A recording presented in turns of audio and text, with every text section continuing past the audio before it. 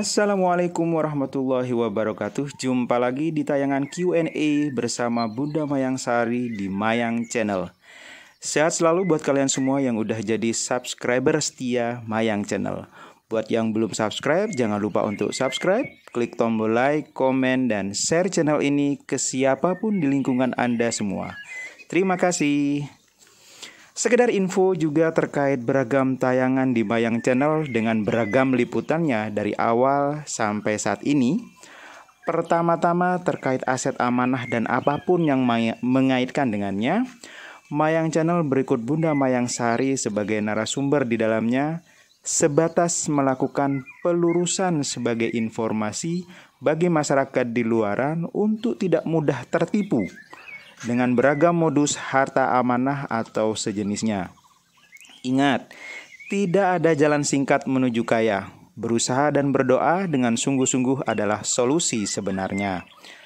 Dan satu hal lagi perlu kami mengingatkan bahwa Mayang Foundation yang menaungi tayangan Mayang Channel di YouTube ini tidak melakukan rekrutmen anggota di dalamnya, tidak melakukan penggalangan dana terkait upaya dan usaha di dalam yayasan dalam bentuk apapun. Sekali lagi, kami dari Mayang Foundation selalu menyampaikan bahwa tayangan di YouTube channel ini sebatas pelurusan informasi terkait harta amanah. Jadikan sebagai wawasan baru dan informasi baru. Terlepas dari penilaian baik dan buruk, Anda bisa menyikapinya dan cukup Anda simpan untuk Anda sendiri. Sekali lagi, yayasan kami tidak pernah terkait dengan beragam lembaga di luaran, tidak pernah berafiliasi langsung atau tidak langsung, dan kontak person kami hanya ada satu orang seperti yang ada di deskripsi di masing-masing tayangan YouTube kami. Kami tidak bertanggung jawab yang mencoba mengatasnamakan yayasan kami Mayang Foundation atau Bunda Mayang Sari langsung, baik terkait penggalangan dana, pengurusan aset, dan lain sebagainya. Jadi jelas ya? Baiklah, selanjutnya menuju Q&A bersama Bunda Mayang Sari edisi ke-9 kali ini. Pertanyaan ini kebanyakan dari DM dan WA yang masuk ke nomor admin kami sebagai berikut. Pertama, Bunda, terkait aset amanah seperti yang pernah Bunda jelaskan sebelumnya, pernah secara tidak langsung juga sudah dirasakan manfaatnya oleh pemerintah untuk kepentingan masyarakat banyak atau rakyat Indonesia di dalam hal pembangunan. Ada dua pertanyaan Bunda. Yang pertama, di sektor apa saja tersalurkannya aset amanah yang secara tidak langsung ini dimanfaatkan oleh pemerintah untuk masyarakat banyak.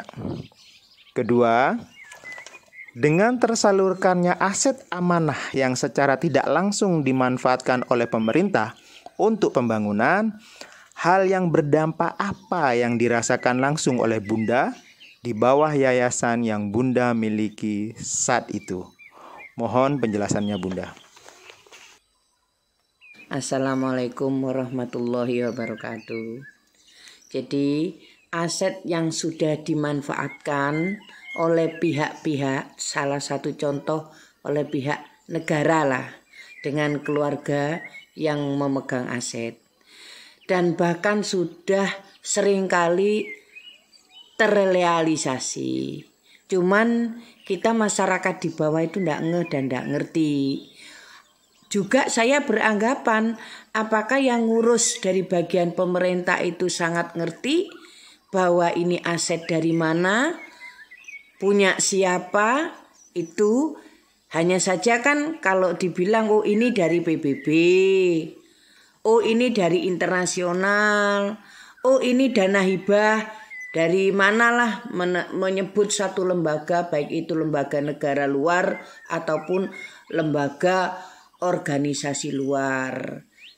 Tapi yang notabene sebetul-betulnya ini aset yang diterima berbagai model, apa itu royalti, apa bentuknya itu dijadikan dana hibah, atau yang bagaimana, itu pada dasarnya itu dari leluhur kita. Nah, ya memang tidak semua mengerti dan tahu tentang permasalahan ini. Tapi kita sudah paham ini semua karena kita kan punya konsorsium tuh yang skupnya dunia dan bisa dilihat, bisa kita pahami, wong bisa dibaca. Satu itu. Nah, masuk ke Indonesia itu dengan bentuk berbagai macam. Mungkin terkadang salah juga sasaran. Contoh-contoh itu kan pernah terjadi di Indonesia, itu ada aset yang namanya JFS. Itu dari orang tua itu. Nah, dipola dan dijadikan program. Terjadilah satu program yang mana waktu itu guru kurang sejahtera dan yang lain-lain. Jadi JFS ini dijadikan JPS, jadi jaring pengaman sosial. Isinya tidak sedikit dan kegunaannya ya banyak macam. Apakah itu bukan peran aset? Apakah itu bukan aset leluhur? Jadi kalau dibilang aset tidak pernah terrealisasi, mereka juga kurang paham tentang ini. Sebetulnya juga berkali-kali. Nah, kalau yang 321 tahun untuk saat ini barangkali tidak terjadi karena kan sudah diperintahkan sama orang tua bahwa disuruh berpikir kembali. Karena kebutuhan untuk urusan orang tua tentang dunia ini tidak pernah terselesaikan.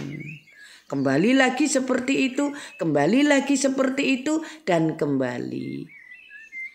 Orang yang buka moneter nanti orang tua kita kok, belionya kok.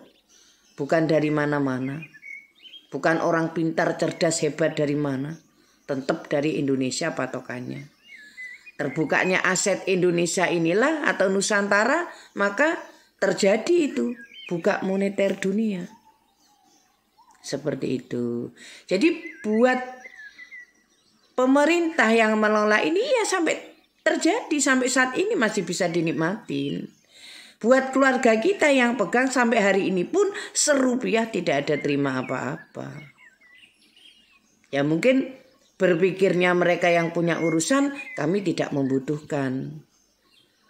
Karena mereka juga terima dari keluarga kami. Begitu. Tidak pernah. Serupiah pun tidak ada ongkos, tidak ada gaji, tidak ada fee yang kami terima. Seperti itu. Tapi alhamdulillah bentuk daripada perjalanan dengan proses itu semua dinikmati sampai hari ini. Atau saat ini. Itu bentuk rasa syukur. Walaupun tidak sepenuhnya itu sesuai dengan keinginan orang tua. Kenapa? Karena melakukan semuanya yang hebat tadi dan bukan hal kecil, moneter tidak terbuka juga. Seperti itu. Krisis tidak berhenti. Jadi bukan siapa-siapa, bukan masalah apa. Krisis moneter ini terjadinya itu karena aset kita, Republik Indonesia atau dinasti atau Nusantara belum kebuka adanya. Jadi beginilah saat ini yang terjadi. Jadi kalau kita ini melakukan banyak hal dengan semuanya karena kesebut di situ kan untuk rakyat, punyanya rakyat. Jadi kami ini rakyat biasa, mungkin pikiran beliau-beliaunya yang menyelesaikan urusan ini dikira kami ini cukup kaya, cukup punya karena kami itu menyerahkan sesuatu. Padahal dari situlah, dari yang diserahkan itulah hak dan bagian kami itu untuk operasional membuka seluruh aset yang ada di Indonesia. Karena terbukanya aset di Indonesia itu akan terbuka semua. Q&A selanjutnya Bunda terkait banyaknya pernyataan yang masuk dari netizen hampir ratusan yang menyatakan sudut pandang pribadinya terkait harta amanah. Ada yang bilang langkah yang dilakukan Bunda ini sudah terlambat karena harta amanah sudah habis dan sudah termanfaatkan oleh pemerintah. Ada yang bilang Kalau misal ingin segera diselesaikan terkait harta amanah ini, Bunda harus melakukan beragam syarat yang harus Bunda ikuti dan patuhi. Bahkan tidak sedikit yang menghujat Bunda dengan apa yang Bunda sampaikan sejauh ini. Mohon tanggapan Bunda. Kalau menurut orang tua yang mempekerjakan saya, memberi saya tugas, saya tidak bisa nurut-nurut begitu saja kepada pihak-pihak atau kelompok atau lembaga. Bahkan saya harus memikirkan ulang tentang apa keinginan mereka. Kalau saya nurut, hancur apa yang ada. Tapi bukan berarti saya itu punya keputusan sendiri. Karena keputusan di saya ini mutlak keputusan beliau. Saya tidak berbuat-buat atau membuat-buat, merekayasa. Tidak. Kalau mungkin dari saudaraku itu kurang paham, ya tidak apa-apa sih. Tapi kalau kata orang tua, jangan sampai saya nurut yang tidak diinginkan oleh orang tua. Apa yang saya lakukan, setitik pun atau celah sedikit pun tidak ada yang dilanggar. Kalau menurut saudara-saudaraku saya salah, berarti yang bimbing dan yang punya keinginan yang salah. Kalau itu takaran saudara-saudaraku semua. Karena saya tidak mungkin boleh kayak kotok kecocok sonduk. Kayak kerbau selalu dikasih tampar. Jadi akan tunduk turut kepada yang mengendalikan. Tidak boleh. Satu hal lagi, kenapa saya tidak melakukan penggalangan, tidak melakukan perekrutan, karena di sini saya selalu diingatkan, jangan tersandra karena jasa.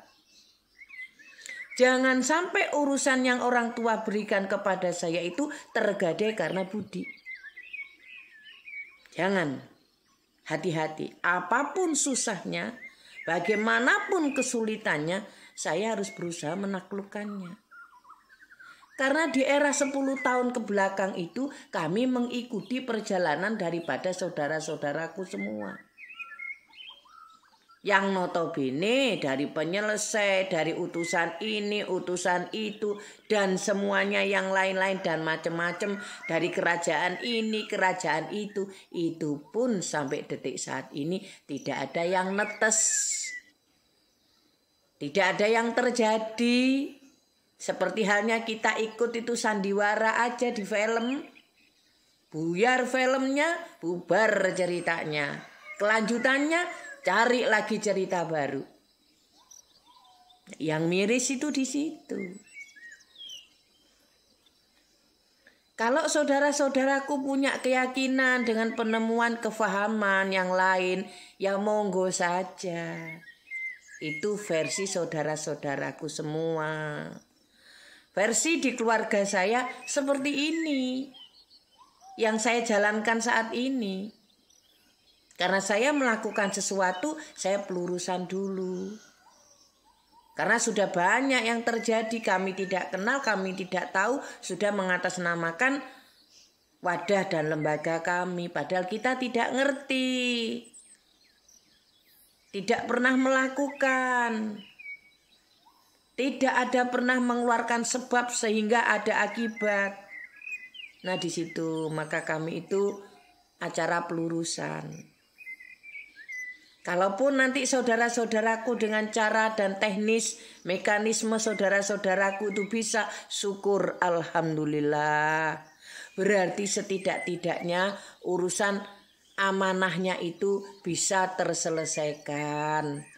Tidak tahu di ujung bumi yang mana, di kota mana di Indonesia. Yang jelas patokannya ini adalah Indonesia karena adanya di sini, bukan di mana-mana. Banyak hal juga kalau saya ikuti kemauan mereka dengan cara yang macam-macam, tapi itu kata orang tua tidak tepat. Makanya kami ya tidak mau melakukan. Ya barangkali orang tua yang saudaraku punya itu beda ya. Itu kan tidak masalah dengan cara yang berbeda. dengan sudut pandang juga yang tidak sama tentunya. Yang jujur, yang tahu kan pelaku-pelaku daripada saudaraku semua. Kalau bisa dibicarakan sampai hari ini itu kan hanya sebatas bicara. Hasilnya pelaksanaan dengan sebenar-benarnya kan tidak pernah. Kalau keluarga kami sudah sering melakukan banyak hal yang tidak perlu kami katakan karena bukan porsi kami, bukan kewenangan kami bicara. Hanya seringkali terjadi, tapi permasalahannya tidak selesai. Kami berbuat begini, membuat lembaga independen tidak mengikuti pemerintah, supaya urusan ini bisa terselesaikan sesuai keinginan beliau. Karena sudah sering terjadi bekerja sama dengan lembaga pemerintah. Toh tidak terjadi juga kan. Tidak terselesaikan. Sehingga kami berbuat sesuatu dengan panduan beliau.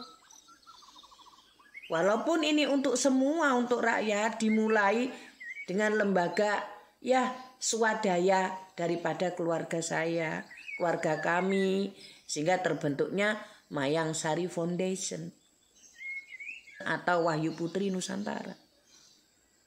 Silakan saudara-saudaraku punya ilmu, punya kemampuan, dengan kefahaman, dengan mekanisme yang macam-macam, itu hak privasi saudara.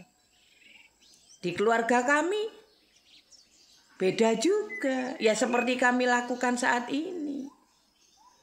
Apa yang bilang itu hangus, tidak ada amanah, tidak pernah terselesaikan kok. Ini aja generasi saya. Generasi sebelum saya sudah dijalankan, tidak selesai juga. Kalau generasi saya tidak diselesaikan, generasi selanjutnya yang akan meneruskan. Kalau dibilang sudah tidak ada, ya mungkin tidak ada di sana. Saudaraku bilang sudah selesai, tidak ada, ya memang tidak pernah ada. Berarti saudara-saudaraku tidak pernah ketemu dong. Tidak pernah tahu dong. Paham kan yang saya katakan?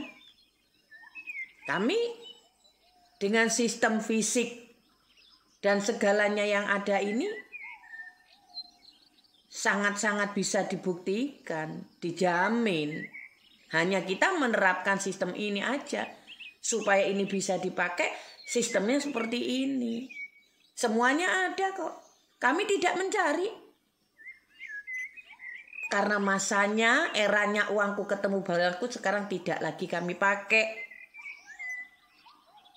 Sekarang ini yang diterapkan orang tua, selesaikan urusan keluarga dengan kemampuan dan keilmuan serta kefahaman yang sudah beliau berikan kepada kami.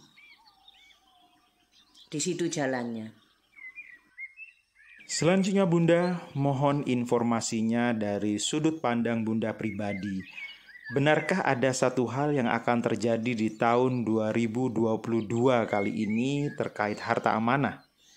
Kalau itu memang benar akan terjadi, kejadian ini akan berawal dari perjuangan Bunda bersama tim kah? Atau justru dari lembaga di luaran Bunda? Mohon penjelasannya Bunda.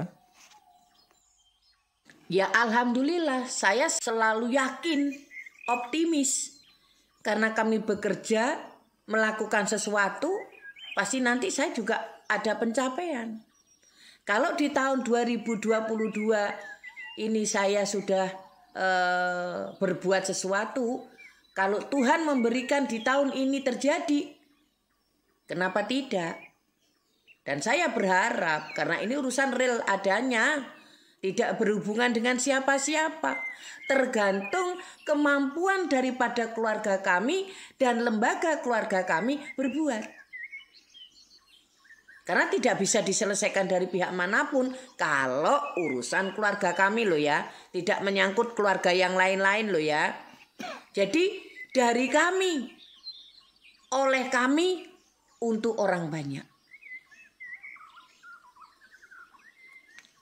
Ya, saya berharap semua yang ada di lembaga kami berdoa, bermohon supaya 2022 ini akan terjadi sesuatu, bergeraknya aset yang ada di keluarga kami dan saat ini kami sedang urus. Dan tidak mungkin saya ngasih tahu ngurus apa, bagaimana kepengurusannya. Tidak mungkin. Karena dari konten-konten sebelumnya sudah kita pahamkan. Dari Mayang Foundation berbuat sesuatu dengan real sektornya.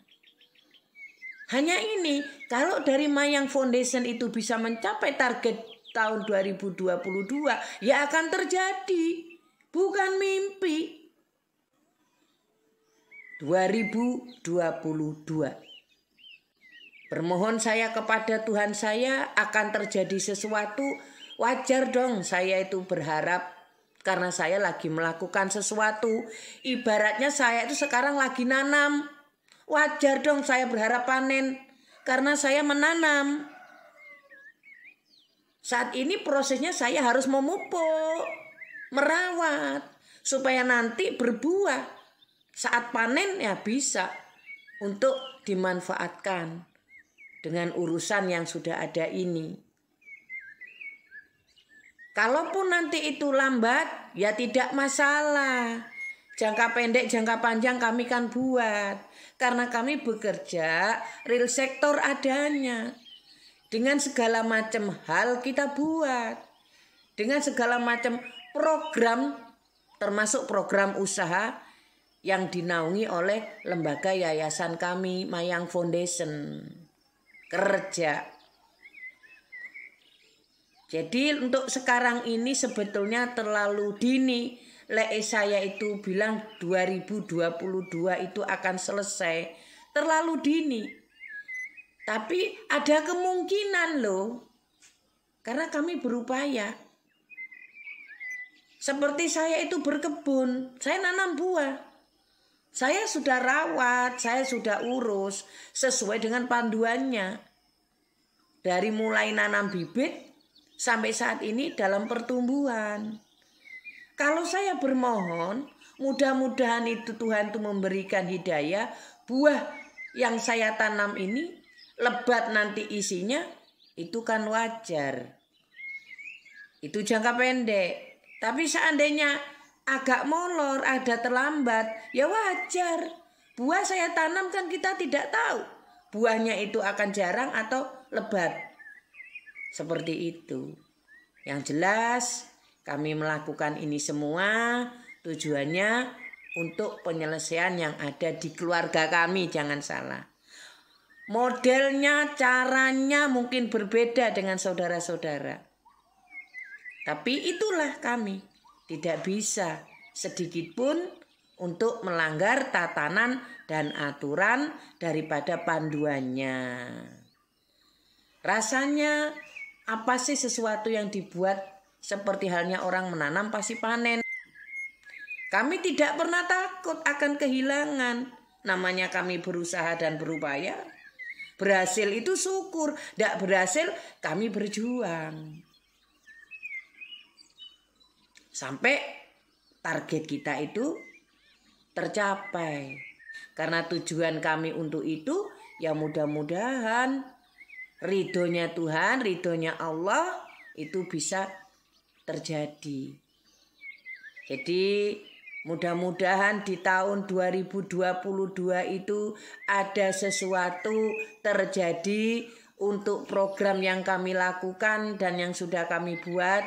Tidak menutup kemungkinan urusan ini selesai tanpa ada yang tahu. Semut pun tidak tahu. Akan ada perubahan. Karena di kami ini tidak ada cerita kami untuk urusan keluarga, kelompok, golongan. Tidak. Tetap seperti yang beliau inginkan. Ya kalau bahasanya untuk kami-kami pribadi itu di acara Noto Rogo Noto Keluarga. Wajib dan pasti sebelum dipekerjakan. Itu yang harus pertama kita lakukan sebelum menata pekerjaan. Jadi bahasanya Noto Rogo Noto Keluarga ya tetap itu kita lakukan. Mudah-mudahan keberhasilan ini ya sudah memang waktunya yang harus diselesaikan oleh keluarga kami. Jadi apa yang diucapkan, pendapat, komen daripada saudara-saudaraku benar semua, karena itu takaran kan Anda. Takaran Anda sendiri, pendapat Anda sendiri, jadi benar. Tidak ada yang salah. Mana ada orang itu kepingin yang tidak baik. Yang baik dong tentunya. Bagi keluarga kami juga begitu. Teknisnya apanya itu kami sudah ada panduan. Bukan dari orang lain. Tetap dari beliau. Bagi yang percaya. Kalau tidak percaya, yo tidak apa-apa. Cuman satu hal. Presiden Soekarno itu nyata dulu jadi presiden pertama Republik Indonesia, pendiri Republik Indonesia, dan segala hal itu nyata. Bukan ada dalam legenda, bukan hanya ada dalam mimpi. Nyata. Seperti itu juga urusannya. Kalau kemudian orang yang kecewa tidak ketemu, tidak pernah selesai dengan urusannya, targetnya tidak, lalu kemudian putus asa, bilang itu adalah mimpi, bohong, odong-odong, ya terserah Anda. Anda sendiri tuh yang harus menilai. Kalau dibilang itu amanah bullshit, bohong belaka, terserah Anda. Mudah toh. Sekarang Anda di sana ada kota, tahu kota itu indah besar. Karena Anda tidak pernah nyampe di sana, tidak pernah menginjak di sana, Anda bilang tidak pernah ada, itu kan hak Anda. Karena Anda kan tidak tahu. Sementara orang lain tahu, sudah pernah menginjaknya, pasti akan komentar beda. Oh, ada itu, bener adanya. Saya nyampe dari sana kok, saya lihat kok, saya sendiri kok. Itu kan beda. Kalau yang lain itu belum pernah nyampe, kemudian bilang tidak ada, ya dibantah. Sama halnya seperti itu. Jadi di tahun 2022 itu dari awal tahun, sebelum tahun kami sudah bergerak. Memang bukan waktu yang sebentar. Waktunya panjang. Di pertengahan kami itu melaksanakan ini, kami adakan pelurusan. Kata orang tua supaya tidak carut-marut. Itu pun yang ada di jajaran barisan keluarga kami.